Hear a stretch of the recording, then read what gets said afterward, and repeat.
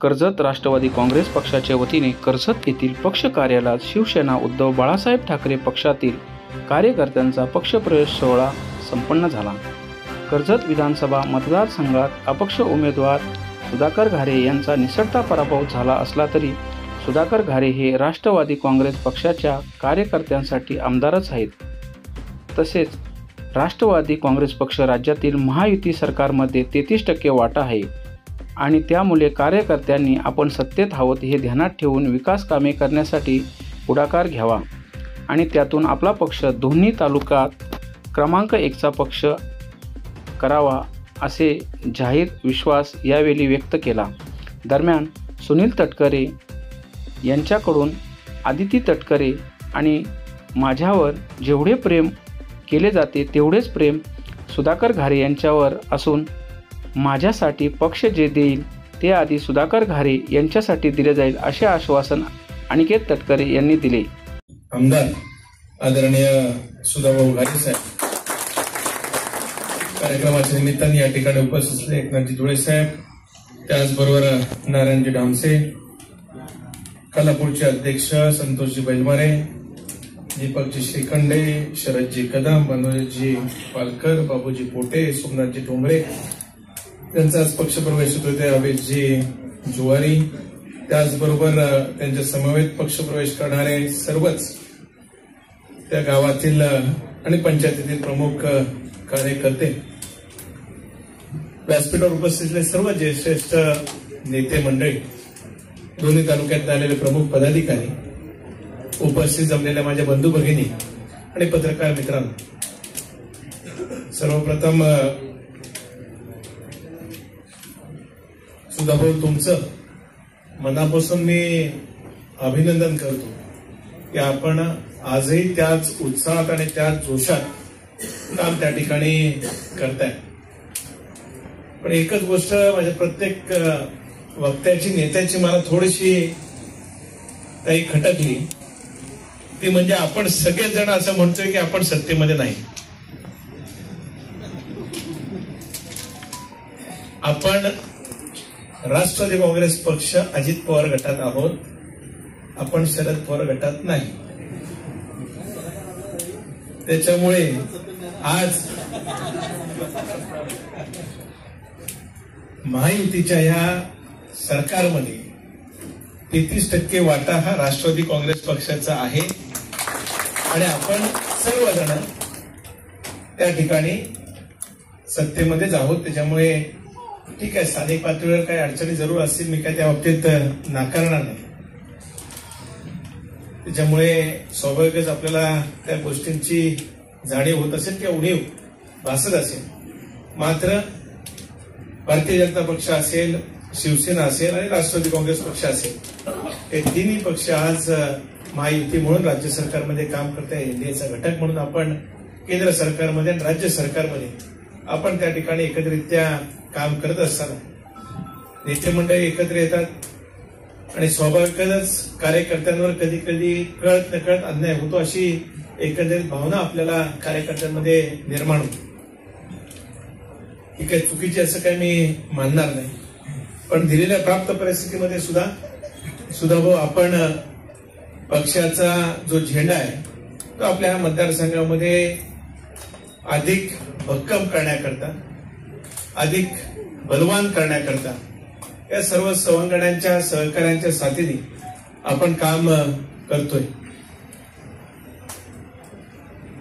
हा मतदारसंघ तसं काही सोपा नाही, कारण मुंबईला लगतचा पहिला मतदारसंघ तसा पाहायला गेला तर आपला त्या ठिकाणी येतो, शहरीकरण मोठ्या प्रमाणावर वाढलेलं आपल्याला पाहायला मिळते। त्याच्यामुळे कळत नकळत मुंबईचा सुद्धा प्रभाव आपल्या ह्या मतदारसंघामध्ये जरूर त्या ठिकाणी पडतो, मात्र नेहमीच हा प्रभावाच्या विरुद्ध असलेला मतदारसंघ राहिला। याआधी सुद्धा सुरेशजी लाड साहेब ज्यावेळेस निवडून आले त्यावेळेस सुद्धा परिस्थिती वेगळी होती, त्यांना पराजय सुद्धा पत्करावा लागला आणि त्यांनी इथे विजयाची चव सुद्धा त्या ठिकाणी चालली आणि त्यांच्यासोबत असलेल्या जवळपास 99% सहकारी आज समोर बसलेले मला पाहायला मिळते। त्यामुळे पक्षाने काही चढ उतार पाहिजे अशातला काही भाग नाही आणि त्याच्यातनंच पक्षांनी प्रगतीच्या दिशेने वाटचाल केलेली आपण पाहिजे. आज सदाभाऊ तुमच्यासारखं एक खंबीर नेतृत्व आज पक्षाला इथे लाभले.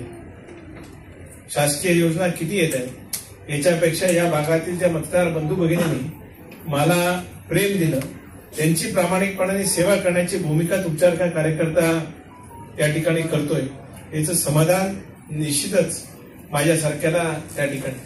आता बऱ्याच वेळेला असं होतं की एखादा पराजय झाला की मग घरात बसून स्वतःची निवडणूक आता पराजय झाला त्यामुळे कार्यकर्त्यांच्या निवडणुकीत त्यांचं ते बघतील, असं बऱ्याच वेळेला अनुभव पराजित व्यक्तीकडनं त्या ठिकाणी होतो. मात्र तुम्ही पूर्ण ताकदीने या ठिकाणी मैदानामध्ये दुसऱ्या दिवशीपासून उतरला. जसं तटकरे साहेब 2014 साली ते 2100-2200 मतांनी पडलेले होते. दुसऱ्या दिवशीपासूनच त्यांनी सुद्धा लोकसभा मतदारसंघाची बांधणी सुरू केली आणि त्याचा प्रत्यय 2019 साली तटकरे साहेब जवळपास 32-33 हजार मतांनी निवडून आपल्याला आलेले पाहायला मिळेल. 2024 मध्ये तर तटकरे साहेब 82,000 मतांनी निवडून त्या ठिकाणी आहे. त्यामुळे सुद्धा मग ठीक आहे. आता जसं आपले नेते राष्ट्रीय अध्यक्ष अजितदादा म्हणतात विजयाने हुरळून सुद्धा जायचं नाही आणि पराजयाने खचून सुद्धा जायचं नसतं, तसं आता माझी कार्यकर्त्यांना विनंती आहे. ठीक आहे, विधानसभेच्या निवडणुकीत झालं गेलं, आपण उल्हासनगरीत गेलं असं मानून पुढची वाटचालीला आपण सुरुवात केली पाहिजे. नाही तर प्रत्येक वेळेला आपण 30 ओढतोय आणि त्याच्यातनं त्या मानसिकतेतनं दुर्दैवरित्या आपण बाहेर येताना आपल्याला दिसत. ठीक आहे, शल्य आहे, दुःख आहे की आज आपला नेता त्या ठिकाणी बसला असता, हक्काचा अंधार आम्हाला मिळाला असता. तसं मला आधी ते निवडून आल्याचं दुःख आनंद आहे, तसं थोडंसं दुःख सुद्धा आपण निवडून म्हणजे पराजय झाला याचं दुःख आमच्यासारख्याला सुद्धा आहे. आम्हाला दुःख नाही अशातला काही भाग नाही, पण ते थोडंसं बाजूला सारून उद्याच्या उज्ज्वल भविष्यासाठी आपण सर्वांनी मिळून आता ताकदीने काम करणं गरजेचं आहे. म्हणूनच आज इतक्या मोठ्या प्रमाणावर पक्षप्रवेश आपल्या राष्ट्रवादी काँग्रेस पक्षामध्ये होताना आपल्याला पाहायला मिळेल. त्यात थापसे साहेबांसारखे आमचे सहकारी असतील, माजी सभापती आमच्या इंदुमतीताई असतील किंवा बाकी सर्व इंदुलाताई असतील किंवा इतर सहकारी आज सुद्धा जे प्रवेश करतायत, नाहीतर तसे काही इतकं सोपं नसतं की अशा लोकांना आपल्याकडे वळवणं. पण सुधा भाऊ, तुमचा हसरा चेहरा आणि कार्यकर्त्यांचं तुमच्या पाठीमागे असलेलं बळ याच्यामुळेच हीच खरी तुमची पुण्याई आहे आणि तुमची ताकद आहे. त्यामुळे असंच तुम्ही हसत राहा आणि कार्यकर्ते तुमच्यावर तितकीच ताकद देत राहतील. त्यामुळे त्या दिवशी जसं आपण नारायणरावांच्या पक्षप्रवेशाच्या दिवशी ठरवलं, दर महिन्याला नाही दर आठवड्याला बारीक बारीक बारीक पक्षप्रवेश घेत राहायचे. ग्रामपंचायत सदस्यापासून ग्रामपंचायत सरपंचापासून पंचायत समिती, जिल्हा परिषद असेल, नगरसेवक असेल, जी जी कोण मंडळी आपल्या सोबत आपल्या प्रभावामध्ये येत आहेत त्यांना विश्वासात घेत पक्षाची ताकद वाढवत आपल्याला पुढच्या कालखंडामध्ये काम करायचं. आता विधानसभेची निवडणूक झाली, पुढची येणाऱ्या निवडणुकीला अजून 4.5 वर्ष आहेत. त्यामुळे गेल्या निवडणुकीचाच परत ओढण्यापेक्षा योग घातलेल्या ग्रामपंचायत निवडणुका असतील, खऱ्या अर्थाने कार्यकर्त्यांच्या जे निवडणुका म्हणतात त्या ग्रामपंचायत निवडणुका, पंचायत समितीच्या निवडणुका, जिल्हा परिषदच्या निवडणुका आणि नगरपालिकेच्या निवडणुका त्या ठिकाणी होत असतात. आता याच्यासाठी मित्रांनो आपल्या सर्वांना तयारी लागायची. त्या संदर्भात महायुती होईल नाही होईल याच्यावर मी आज काही भाष्य करणार नाही. त्या संदर्भातला निर्णय जिल्हा स्तरावर, राज्य स्तरावर त्या ठिकाणी सुद्धा होईल. पण शेवटी आपल्याला पक्ष म्हणून आपली ताकद वाढवण्याची पूर्णपणाने मुभा आहे. त्यामुळे त्या पद्धतीने आपण आपली वाटचाल करत राहू आणि येणाऱ्या कालखंडामध्ये जसं आपण विधानसभेच्या निवडणुकीत कर्जत तालुक्यामध्ये 1 नंबरचा राष्ट्रवादी काँग्रेस पक्ष नव्हे तर अपक्ष म्हणून त्या ठिकाणी आपण होता. घड्याळ चिन्ह असतं तर एखाद्या वेळेस चित्र जरूर वेगळं आपल्याला पाहायला मिळालं असतं. पण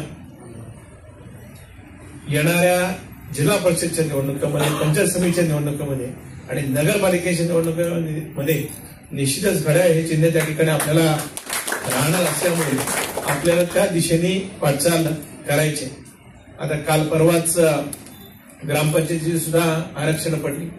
आपल्या कर्जत तालुक्यात 55 ग्रामपंचायती आहेत, चुकत नसेल तर.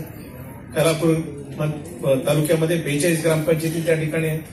सुरुवातीला म्हणजे आमच्याकडे पण तेच झालं, कारण काही ग्रामपंचायतीचा टर्म संपून जवळपास 6-8 महिने झाले, वर्ष झाले, तरी निवडणुका आरक्षणामुळे झालेल्या नव्हत्या. त्यामुळे फेर आरक्षण आता परवाच्या दिवशी त्या ठिकाणी पडलं. कळत न कळत अन्याय झाल्याची भूमिका काही ठिकाणी आहे. जिथे ओपन होतं तिथे आरक्षित जागा पडली की मग आपल्याला असं वाटतं आपल्याला अन्याय झाला. मात्र जिथे आरक्षण होतं तिथं ओपन झालं ते थोडेसे सुकावलेलं आपल्याला बाबूजी पाहायला मिळतात. पण या बाबतीत निश्चितच कार्यकर्त्यांच्या ज्या काही भावना आहेत त्या सुधा भाऊंनी ओळखल्या.